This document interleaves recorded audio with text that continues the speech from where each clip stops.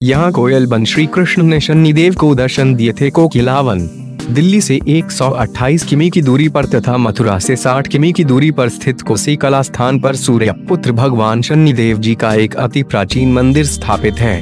इसके आसपास ही नंदगांव, बरसाना एवं श्री बांके बिहारी मंदिर स्थित है।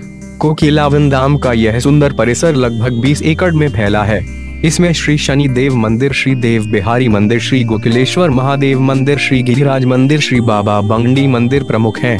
यहाँ 2 प्राचीन सरोवर और गौशाला भी हैं। कोकिलावन में स्थित शनि मंदिर, कहते हैं जो यहाँ आकर शनि महाराज के दर्शन करते हैं उन्हें शनि की दशा 7.5 और गया में शनि नहीं सताते। प्रत्येक शनिवार को यहाँ पर आने वाले श्रद्धालु शनि भगवान की 3 किमी की परिक्रमा करते हैं। शनिश्चरी अमावस्या को यहाँ पर विशाल मेले का आयोजन होता है। शनि महाराज भगवान श्री कृष्ण के भक्त माने जाते हैं। ऐसी मान्यता है कि कृष्ण के दर्शनों के लिए शनि महाराज ने कठोर तपस्या की। शनि की तपस्या से प्रसन्न होकर भगवान श्री कृष्ण ने इसी वन में कोयल के रूप में शनि महाराज को दर्शन दिया। इसलिए यह स्थान आज कोकिला वन के नाम से जाना जाता है।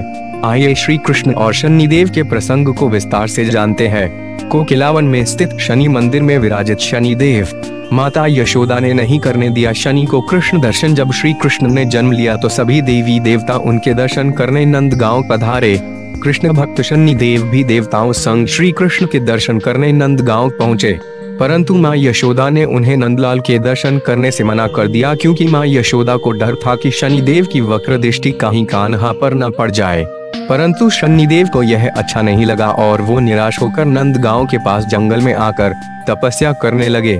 शनिदेव का मानना था कि पूर्ण परमेश्वर श्री कृष्ण ने ही तो उन्हें न्यायाधीश बनाकर पापियों को दंडित करने का कार्य सौंपा है, तथा सज्जनों सत्पुरुषों भगवत भक्तों का शनिदेव सदैव कल्याण करते हैं। श्री कृष्ण ने कोयल बन दिए शनिदेव को दर्शन। भगवान श्री कृष्ण शनिदेव की तपस्या से द्रवित हो गए और शनिदेव के सामने कोयल के रूप में प्रकट होकर कहा, हे शनिदेव, आप निसंदेह अपने कर्तव्य के प्रति समर्पित हो और आपके ही कारण पापियों अत्याचारियों को कर्मों का दमन होता है और परोक्ष रूप से कर्म परायण सज्जनों सत्पुरुषों भगवत भक्तों का कल्याण होता है। आप धर्म परायण प्राणियों के लिए ही तो कर्मों का दमन करके उन्हें भी कर्तव्य परायण बनाते हो। आपका हृदय एक तो पिता की तरह सभी कर्तव्यनिष्ठ पुत्र प्राणियों के लिए द्रवित रहता है और उन्हीं की रक्षा के लिए आप एक सजग और बलवान पिता की तरह सदैव उनके अनिष्ट स्वरूप दुष्टों को दंड देते रहते हो।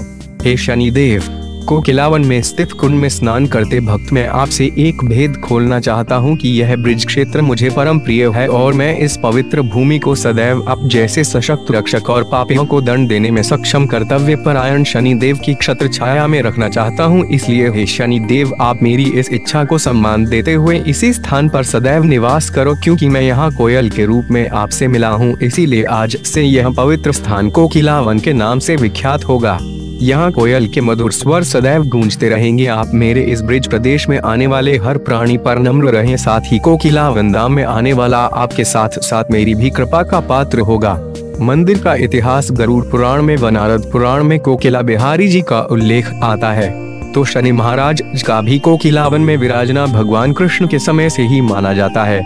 बीच में कुछ समय के लिए मंदिर जीर्ण शीर्ण हो गया था। करीब 350 वर्ष पूर्व में राजस्थान में भरतपुर महाराज हुए थे। उन्होंने भगवान की प्रेरणा से इस कोकिलावन में जीर्ण शीर्ण हुए मंदिर का अपने राजकोष से जीर्णोद्धार कराया। तब से लेकर आज तक दिन पर दिन मंदिर का विकास होता चला आ रहा है।